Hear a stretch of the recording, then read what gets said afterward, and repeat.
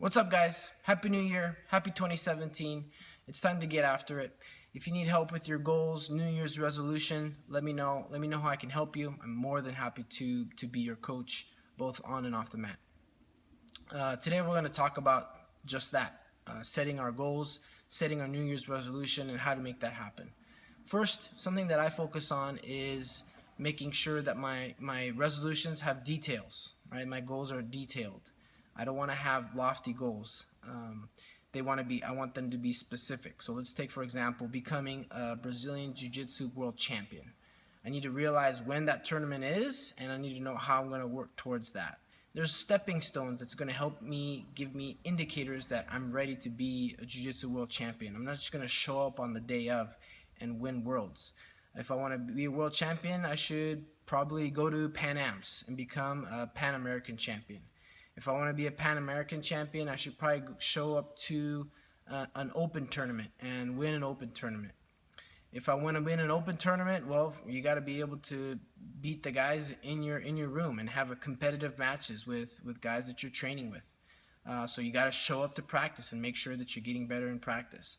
All those things are just kind of little stepping stones, and they're indicators that let you know that if you're ready to be a world champion or not. That's not to say if you don't become a Pan American or a open champion that you're out of the running for being a world champion.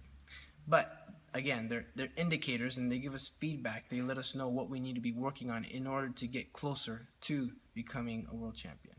For example, if I don't win the open, I'm gonna say, look, what do I need to work on? I got beat in this area, so I'm gonna make sure that I don't get beat in that area in the future.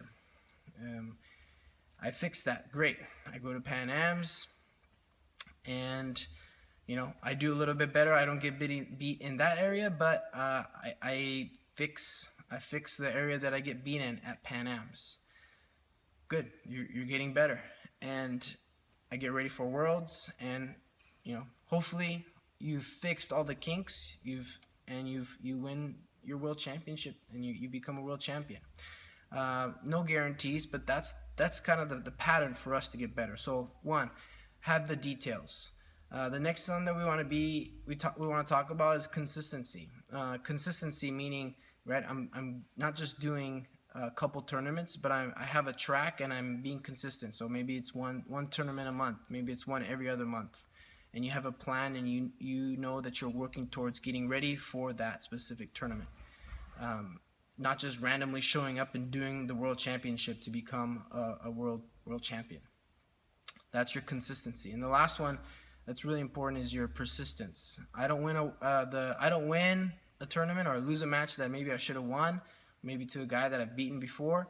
I don't throw my hands in and throw the towel in and call it quits. I stay persistent.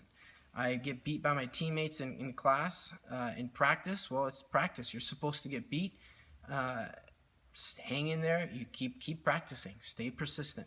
You don't win the Pan American Championships. Maybe you lose your first match. You do even worse than you did at the Open. Stay persistent. Show up to practice the next week, right? Hopefully on that Monday, be ready to go. Be ready to work with your coach and work on your weaknesses. Make your strength stronger. Those are really important things that are going to help you progress towards becoming world champion. Because if you don't do that, you're not going to get any closer. So most people, they have these ambitious goals. They want to get after it. They want to get things done. But they encounter resistance. That they encounter some turbulence.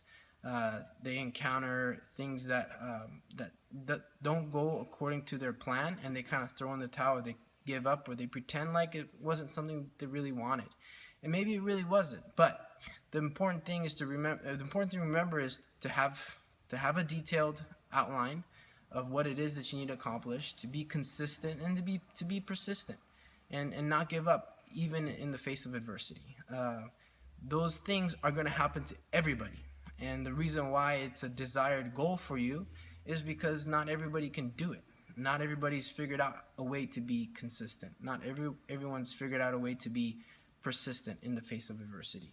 Not everybody knows how to map out details and figure out what their strengths and weaknesses are and improve those strengths and weaknesses. So again, stay persistent, be consistent, and know your details. Know what it is specifically that you want to accomplish. I also want to add in your goal setting or your New Year's resolution outline, take the time to reflect on 2016, the years past, right? The past is really important. It's significant. It's important that you don't forget what you've accomplished. So take into account what's happened in the past and use that as a template to create your goal setting for 2017 and beyond.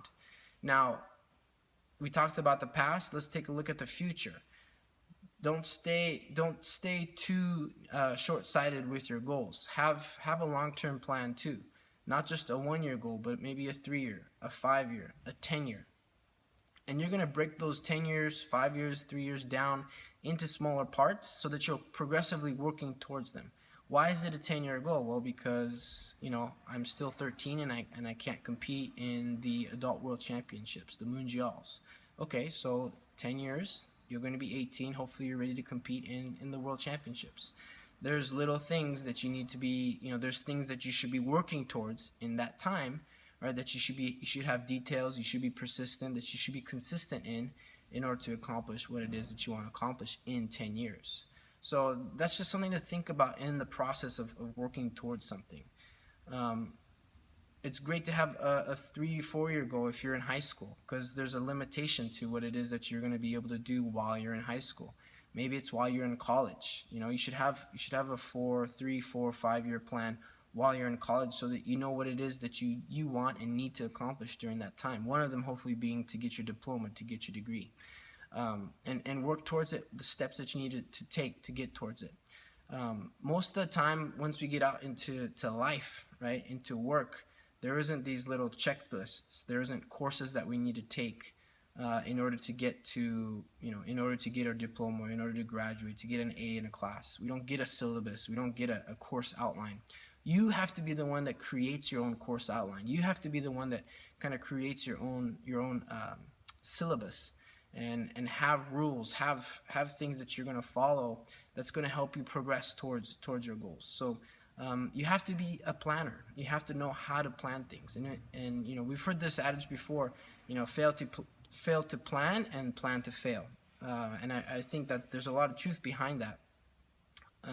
So take some time to yourself, reflect on the years past, take a look at where you are now, and then make some goals. Your short-term goals maybe you already have, but then set some long-term goals as well that you can work towards. Again, be consistent, be patient. It's going to happen,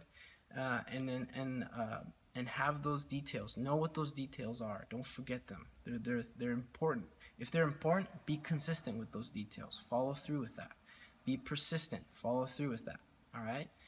If I can help in any way, I'm happy to be a coach, both on and off the mat. Don't hesitate to let me know. I'll see you guys soon. Take care.